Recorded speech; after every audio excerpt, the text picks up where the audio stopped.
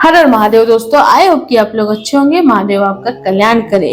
हम फिर से आ गए एक नए एपिसोड में, एक नए अध्याय को लेकर। पिछला अध्याय था 20वां अध्याय और आपने 20वें अध्याय में देखा था पार्थिव शिवलिंग का निर्माण कैसे करना है, उसकी पूजन विधि क्या है, उस कौन से मंत्रों से उसका 16 उपचार करना है।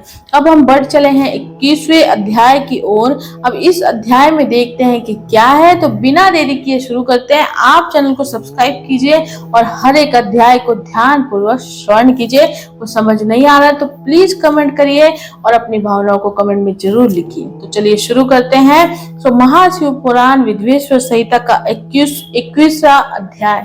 हर हर महादेव। 21वें अध्याय में है कामना भेद से पार्थिव लिंग के पूजन का जो विधान है। तो श्रीगण बोले, हे व्यास शिष्य सूत जी, हे महाभाग, आपको नमस्कार है। हे तात, आपने अच्छी प्रकार से पार्थिव वर्चना की विधि बताई। अब सकाम पूजन में मनोवांछित पदार्थ के अनुसार कितने संख्या में पार्थिव लिंग की पूजन की विधि है, हे दीनवत्सल, इसे कृपा पूर्वक बताइए। तो सूत जी बोले, हे ऋषियों, आप सब लोग पार्थिव पूजन की विधि का श्रवण करें, जिसका अनुष्ठान करने से मनुष्य कृतकृत्य हो जाता है। पार्थिव लिंग के पूजन को छोड़कर जो लोग अन्य देवों के यजन में लगे रहते हैं, उनकी वो पूजा तप तथा दाने व्यर्थ हो जाते हैं। अब मैं कामना के अनुसार पार्थिव लिंगों की संख्या बताता हूँ। हे मुनि श्रेष्ठ, अधिक संख्या में अर्चन तो निश्चय ही फलदायी होता है। प्रथम आवाहन, तब प्रतिष्ठा, तदनंतर सभी लिंगों का पूजन अलग अलग करना चाहिए। लिंगों का आकार तो एक समान ही रखना चाहिए। मतलब आप कितने भी पार्थिव शिवलिंग की पूजन कर सकते हैं, लेकिन उसका जो आकार है वो एक समान होना चाहिए। विद्या प्राप्ति की कामना से पुरुष भक्ति पूर्वक 1000 पार्थिव शिवलिंग को पूजन करे। 1000 पार्थिव लिंग, इसके निश्चय ही उस फल की प्राप्ति हो जाती है। धन चाहने वाले पुरुष को उसके आधे यानी कि 500, पुत्र चाहने वालों को 1500 और वस्त्रों की आकांक्षा वालों को 500 शिवलिंगों की पूजन करना चाहिए। मोक्ष की कामना वाले व्यक्ति को 1 करोड़, भूमि का अभिलाषा वाले को 1000, दया प्राप्ति की इच्छा वाले को 3000 और तीर्थन की इच्छा वाले को 2000 शिवलिंगों की पूजा करनी चाहिए। मित्र प्राप्ति की इच्छा वाले को 3000 तथा विचार कर्मों में 500 से लेकर 1000 तक पार्थिव शिवलिंगों की पूजन की विधि है। कारागार आदि के बंधन से छुटकारे की इच्छा से 1500 तथा राजभय से मुक्ति की इच्छा से 500 शिवलिंग का पूजन बुद्धिमानों को जानना चाहिए। चोर आदि के संकट से बचने के लिए 200 और डाकनी आदि के भय से मुक्ति हेतु 500 पार्थिव शिवलिंगों का पूजन बताया गया है। दरिद्रता से छुटकारा के लिए 5000 और सभी कामनाओं की सिद्धि के लिए 10,000 पार्थिव शिवलिंगों की पूजन करना चाहिए। हे मुनि श्रेष्ठ, अब मैं नित्य पूजन विधि बताता हूँ, आप लोग ध्यान पूर्वक सुने। एक पार्थिव लिंग का नित्य पूजन पापों का नाश करने वाला, 2 लिंगों का पूजन अर्थ की सिद्धि करने वाला बताया गया है। 3 लिंगों का पूजन सभी कामनाओं की सिद्धि का मुख्य हेतु कहा गया है। पूर्व में बताई संख्या विधि में भी उत्तरोत्तर संख्या अधिक फलदायी होती है। अन्य मुनियों के मत से संख्या का जो अंतर है वो भी अब मैं बताता हूँ। बुद्धिमान मनुष्य 10,000 पार्थिव शिवलिंगों का अर्चन करके महान राज भय से भी मुक्त होकर निर्भय हो जाता है। कारागार आदि से छूटने के लिए 10,000 लिंगों का अर्चन करना चाहिए और डाकनी आदि के भय से छूटने के लिए 7,000 लिंगार्चन करना चाहिए। पुत्रहीन पुरुष 55,000 लिंगार्चन करे। कन्या सनातन की प्राप्ति 10,000 लिंगार्चन से हो जाती है। इस 10,000 लिंगार्चन से विष्णु आदि देवों के समान ऐश्वर्य प्राप्त हो जाता है। 10 लाख शिवलिंग अर्चना अतुल समर्पित प्राप्त हो जाती है। जो मनुष्य पृथ्वी पर 1 करोड़ शिवलिंगों का अर्चन कर लेता है वो तो शिव रूप ही हो जाता है, इसमें संदेह नहीं करना चाहिए। पार्थिव पूजा करोड़ों यज्ञों का फल प्रदान करने वाली होती है, इसलिए सकाम भक्तों के लिए ये भोग और मोक्ष दोनों प्रदान करती है। जिस मनुष्य का समय रोज बिना लिंगार्चन के व्यतीत होता है, उस दुराचारी तथा आत्मा व्यक्ति की महान हानि होती है। एक और सारे दान, विविध व्रत, तीर्थ, नियम और यज्ञ है तथा उनके समकक्ष दूसरी ओर पार्थिव शिवलिंग का पूजन माना गया है। कलयुग में तो जैसा श्रेष्ठ लिंगार्चन दिखाई देता है वैसा अन्य कोई साधन नहीं है। ये समस्त शास्त्रों का निश्चित सिद्धांत है। शिवलिंग भोग और मोक्ष देने वाला तथा विविध आपदाओं का निवारण करने वाला है। इसका नित्य अर्चन करके मनुष्य शिवाजो प्राप्त कर लेता है। महर्षियों को शिव नाममय इस लिंग की नित्य पूजा करनी चाहिए। ये सभी लिंगों में श्रेष्ठ है, अतः विधान पूर्वक इसकी पूजा करनी चाहिए। हे मुनिवरों, परिणाम के अनुसार लिंग 3 प्रकार के कहे गए, उत्तम, मध्यम और अधम। उसे आप लोग सुने। मैं बताता हूँ। जो 4 अंगुल ऊंचा और देखने में सुंदर हो तथा वेदी से युक्त हो, उस शिवलिंग को शास्त्र महर्षियों ने उत्तम कहा गया है। उससे आधा मध्यम और उससे भी आधा अधम माना गया है। इस तरह 3 प्रकार के शिवलिंग कहे गए हैं जो उत्तरोत्तर श्रेष्ठ हैं। जो भक्ति तथा श्रद्धा से युक्त होकर अनेक लिंगों की मन से प्रीति पूजा करता है, वो मनोवांछित कामनाओं की प्राप्ति कर लेता है।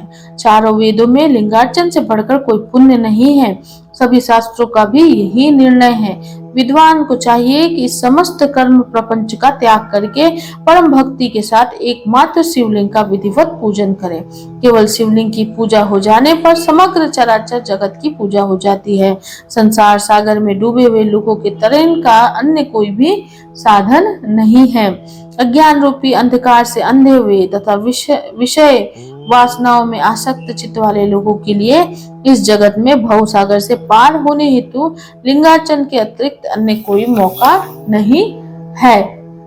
सो ब्रह्मा विष्णु आदि देवता, मुनिगण, यक्ष, राक्षस, गंधर्व, चारण, सिद्ध जन, दैत्य, दानव, शेष आदि नाग, गरुड़ आदि पक्षी, प्रजापति, मनु, किन्नर और मानव समस्त अर्थ सिद्धि प्रदान करने वाला शिवलिंग महान भक्ति के साथ पूजा करके अपने मन में स्थित उन समस्त अभिष्ट कामनाओं को प्राप्त कर चुके हैं। ब्राह्मण, क्षत्रिय, वैश्य, शूद्र अथवा विलोम शंकर कोई भी क्यों ना हो,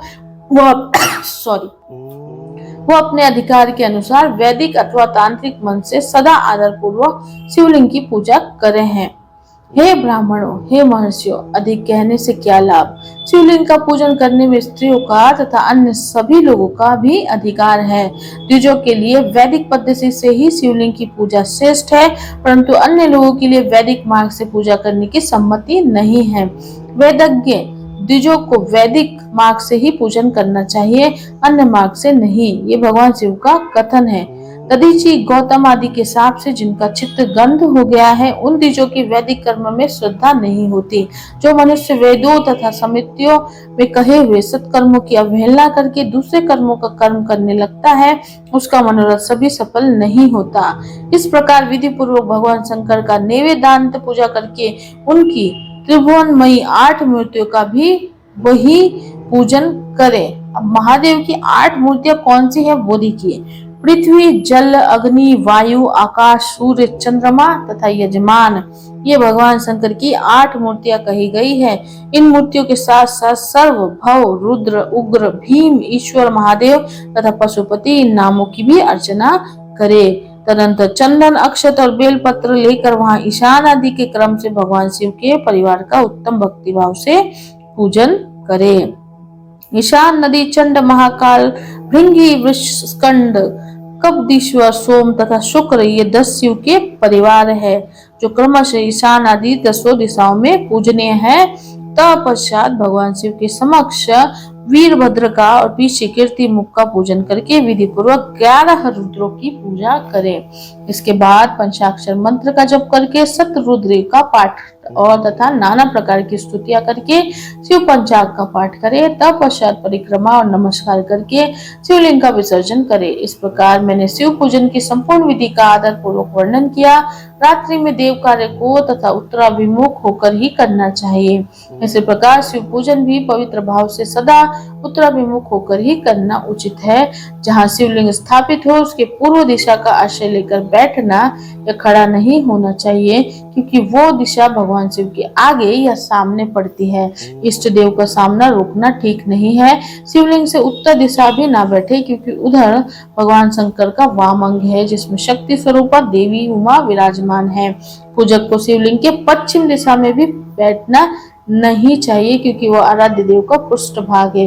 पीछे की ओर से पूजा करना उचित नहीं है। अतः अविष्ट दक्षिण दिशा ही ग्राह्य है, उसी का आश्रय लेना चाहिए। तात्पर्य ये है कि शिवलिंग से दक्षिण दिशा में उत्तराभिमुख होकर बैठे और पूजा करें।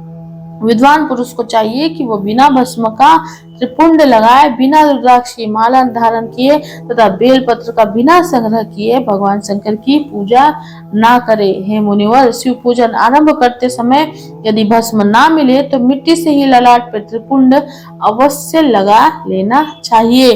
तो इस प्रकार से शिव महापुराण के अंतर्गत प्रथम विद्वेश्वर संहिता के साध्य साधन खंड में पार्थिव पूजन वर्णन नामक 21वां अध्याय पूर्ण हुआ। हर हर महादेव। सो आपने देखा 21वें अध्याय में पार्थिव शिवलिंग की पूजा का वर्णन था और कैसे आगे चल के उसकी मूर्ति पूजा की जाती है, पार्थिव शिवलिंग की कैसे पूजा की जाती है, इन सब का वर्णन था। और ये इस अध्याय में एक बहुत ही अच्छी बात बताई गई है, उसके ऊपर हम हाईलाइट करेंगे कि जब भी हम महादेव की पूजा करते हैं तो बहुत सारे लोगों को ये सवाल होता है कि किस दिशा में बैठनी चाहिए, किस दिशा में बैठकर हमें पूजा पाठ करना चाहिए, या फिर महादेव की पूजा करते वक्त हमें क्या चीज करनी चाहिए क्या नहीं। तो उसका बड़ा ही अच्छा जवाब इस अध्याय में दिया गया है कि हमेशा हमें उत्तर की ओर मुख कर कर पूजा करनी चाहिए, किस दिशा में हमें मुख नहीं करना चाहिए वो भी वर्णन है। और जब भी हम महादेव की पूजा करें तो हमारे माथे पर त्रिपुंड होना चाहिए और हाथों में रुद्राक्ष होना ही चाहिए और बेलपत्र होना ही चाहिए। अगर त्रिपुंड हमारे पास भस्म नहीं है तो हम मिट्टी का भी त्रिपुंड लगा सकते हैं। सो ये एक बहुत इम्पोर्टेंट इंफॉर्मेशन यहाँ पे थी। तो आई होप कि आपने सुना होगा और आपको अच्छा लगा होगा, श्रवण किया होगा। सो प्लीज इसको श्रवण जरूर कीजिए, इसमें बहुत सारी चीजें पता चलती है। महाशिव पुराण में आपको बहुत सारी विधि का पता चलता है, बहुत सारी चीजों का पता चलता है। वैसे आप जब भी किसी भी आराध्य की पूजा करते हैं तो पूरे मन से अगर आप करते हैं तो आपकी पूजा फलित होती है, लेकिन आप और भी विधि विधान से जब करते हैं तब आपकी पूजा डबल फलित होती है। सो इसीलिए चलिए, ये था हमारा अध्याय 21वां और इसमें आपने बहुत कुछ जाना। तो इसे श्रवण करते रहिए सारे अध्यायों को और महादेव के शरण में रहिए और अपने सारे बोलते ना अहंकार, ये जो 5 चीजों से हम लोग ग्रसित है, अहंकार, ईर्ष्या, लालच, काम, क्रोध, ये सब कुछ घटने लगता है जब आप आध्यात्म और मोक्ष की ओर बढ़ने लगते हैं। ये सब चीजें सब में होती है, हम इंसानों में होती ही है। ऐसा नहीं है कोई इंसान जिसमें ये कभी ना रहा हो, लेकिन इसे खत्म करना भी ना, क्योंकि ये भी महादेव ने ही बनाया है। ये 5 चीजें भी हमें महादेव ने ही दी, उन्हीं की माया ने दी है। बोलते ना सबसे सर्वश्रेष्ठ मायाधारी जो है उन्हें मायाधारी भी बोलते हैं, महादेवी। तो उन्होंने हमें ये दी है, लेकिन मोक्ष और अध्यात्म का रास्ता भी दिया है। अब वो इंसान के हाथों में है कि वो क्या चुनता है। तो अगर वो इसी मोह माया में पड़े रहेगा तो फिर उसी वो बोलते ना, फिर वो वॉशिंग मशीन में आ जाता है कि वो धुलते जाता है, मतलब फिर से आते जाता है, फिर से कपड़े डालो, फिर से घूमो, फिर से डालो, फिर से घूमो। तो ये रीबर्थ का जो साइकिल है उसी में रहता है। लेकिन अगर वो अध्यात्म की तरफ चलता है तो मोक्ष को प्राप्त होता है। तो चलिए मिलते हैं अगले अध्याय में अगले एपिसोड के साथ। तब तक अपना बहुत बहुत ख्याल रखिए। हर हर महादेव।